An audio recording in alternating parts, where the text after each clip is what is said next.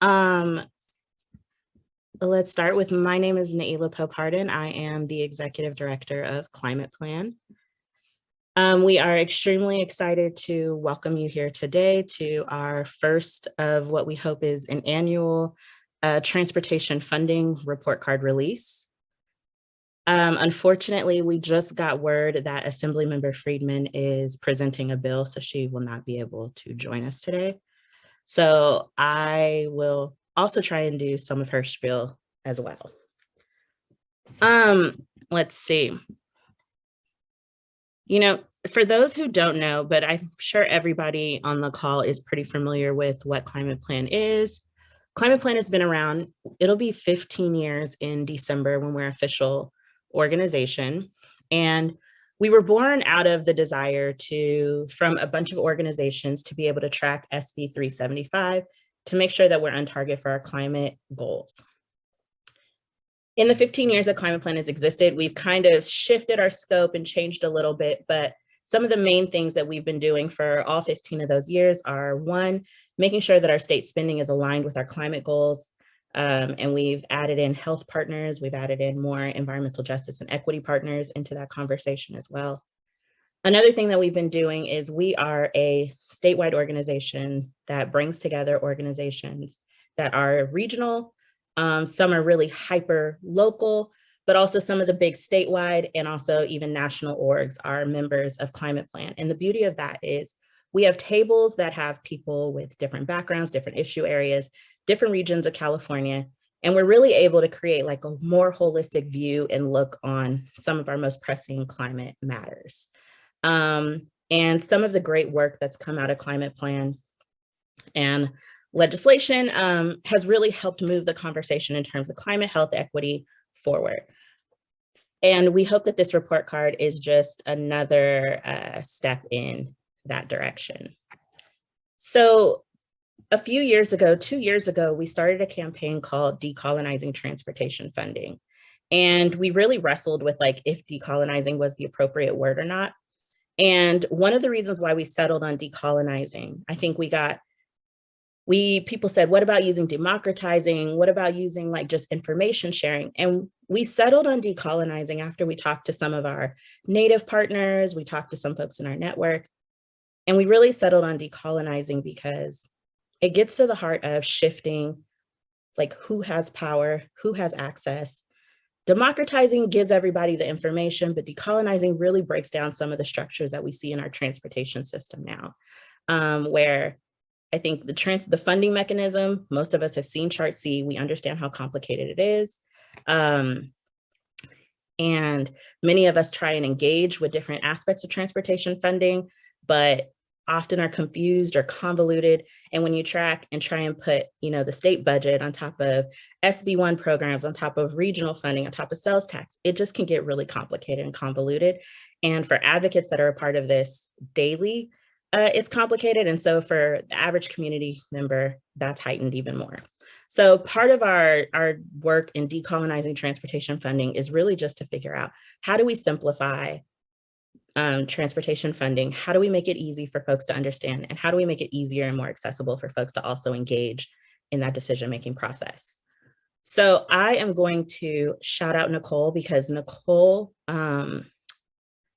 put in a lot of time and effort into making this report card. And Moise, do you mind dropping the link for the report card in the chat so folks can view it? And so I'm going to pass it to Nicole. Nicole is going to break down some of the nuts and bolts for the report card and the process that she used to create it.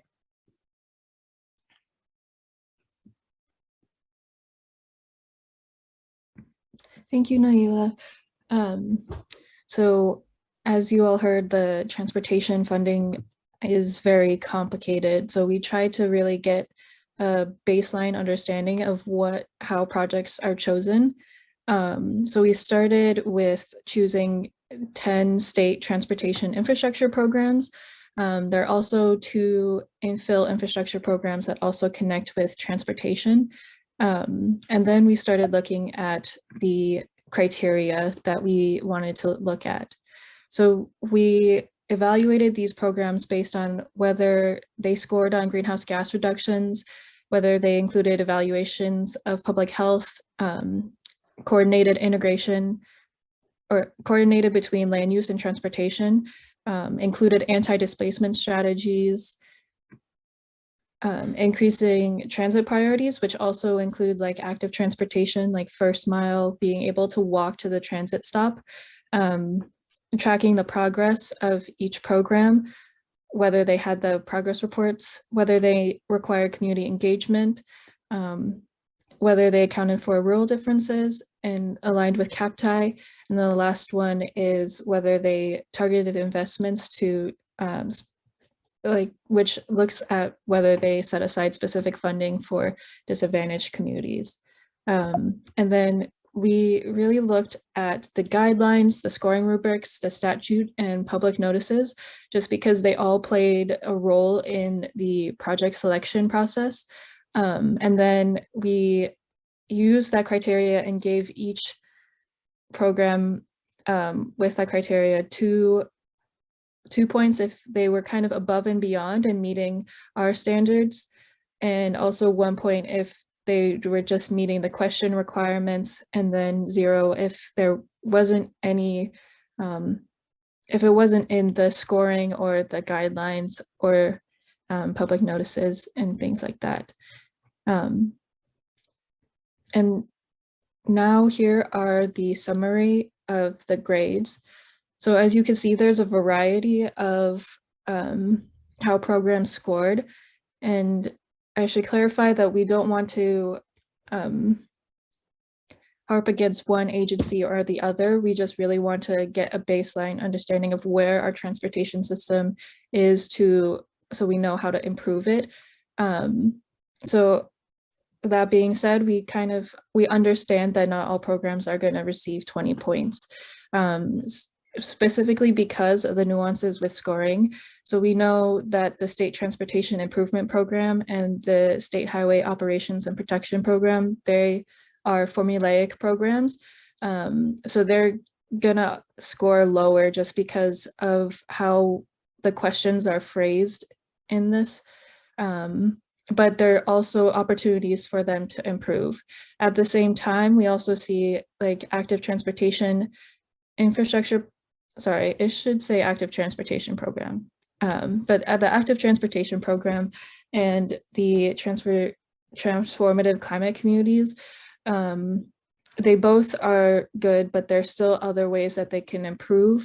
So like with active transportation, the active transportation program, there's just like issues with program accessibility, and just like the program being oversubscribed. And so we have recommendations, both short-term and long-term, for how these programs can improve and meet our values. And the last thing we just wanted to highlight was that this scoring kind of only looks at the intent versus it looks at the intent of the scoring programs and not necessarily outcome. So a lot of the projects, we weren't able to look at whether or not they produced like the transportation projects that we want to see. But hopefully that's something that we are able to look at in future report cards. And I think I just wanted to add my contact information and Naila's in case you have any questions. I know there isn't too much time this time around. That I could stop sharing and then pass it to Sandy for next steps. Actually, Nicole, I'm gonna take it. I highly recommend you contact Nicole and not me, because Nicole will be so much quicker and more efficient at responding to your emails. But I also just wanted to highlight, hopefully you guys are all looking at the report card now, and we're gonna send it out in an email after the webinar is over. But I wanna also just lay some context for why this is perfect timing. And these are some of the remarks that we were hoping that Assemblymember Friedman would be able to share. As many of you guys know, the 285 report was just released. And with that report, there were a bunch of recommendations about how transportation funding is really convoluted, how we need to talk about planning and legacy projects. And so in the 285 report, we see this report card as a really good kind of addendum to the 285 report, where we can look and start to analyze some of those programs and outline where there are opportunities for growth. Nicole did a great job for each program, pulling out some of the nuances and analyzing each program individually. So I can't stress this enough, that even though a program has an A, it does not mean that we're saying this is a perfect program. We know that programs like ATP need a lot more funding. We're hearing from folks all the time that ATP can be really complicated to apply for. Those aren't things that we were necessarily grading this round of the report card.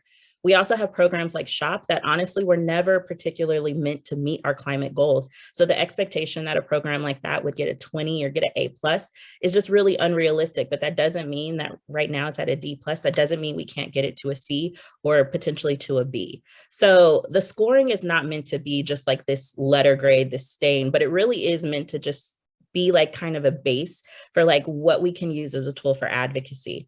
And you'll see that with most of the programs for all the programs, we have short-term recommendations, and for most of them, we have long-term recommendations. And so for partners in the Climate Plan Network, this is going to be kind of the basis for our advocacy for the next 1 to 2 years, where these are some of the main sticking points that we're going to be advocating for. Another reason that this report card is really well timed is as we're having conversations about the surplus budget and federal funding that's coming into the state, there's an opportunity to make sure that we're directing funds to the programs that we see are scoring high, and we can also direct funds in a way that's going to improve the programs that are scoring low. And so we have those recommendations listed. And the last thing that's really well timed that I'll just point out is Climate Plan, along with Assemblymember Friedman's office, are working on AB 2438, which is legislation. Thank you, Moise, for dropping in the chat, which also gets to some of the heart of this, where we're talking about aligning our programs with our goals. And so I'm going to pass it to Sandy, and Sandy is going to talk about next steps. Also, if folks have questions that they want us to answer, please feel free to put them in the chat, send them to Nicole, email them to Nicole. We plan on following this up with like a Q&A that we can send out to everyone. And so, yeah, please feel free to ask questions. Sandy? Yeah, thank you, Naila. I just want to thank everyone for being here this afternoon. And I just want to say, repeating what Nicole and Naila have said, we are really looking at Climate Plan for program improvement.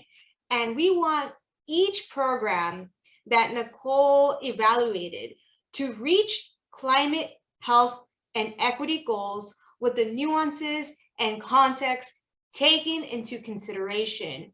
So we don't expect this to be the end of the conversation.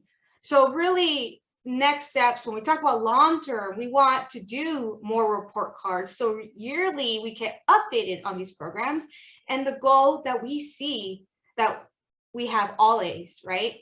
And so we encourage you all to be involved. And at Climate Plan, we do have very robust policy discussions. We host a roundtable of the policy work group. We have the CAPDI work group. So we are continuously having those discussions. And again, we also are co-sponsoring, just as mentioned by Naila, AB 2438. And really, 2438 is coming with the solutions that came out from the AB 285 report. So in the chat, there will be dropped in a listserv about AB 2438, because we want you to be involved, because we want to align our climate goals with our transportation planning and funding, because if we do not, then we will miss the mark. So please stay involved. Sign on to our Climate Plan newsletter so you can stay tuned what comes up next. Sign up to our AB 2438 listserv so you can stay up to date on this very critical bill that we need to do now. But again, we encourage you all to follow up, specifically follow up with Nicole on this report card. We want you to be involved, and we encourage all questions, and we're here for support. All right, so with that short and sweet little presentation, please feel free to be in contact with me, Nicole, Sandy, Moise, however you see fit. Also, for folks that are a part of the Climate Plan Network, We hope to see you at the policy work group on Friday. If you are not a part of the Climate Plan Network and would like to be, please reach out to us. And thank you for your time. Thank you, everyone.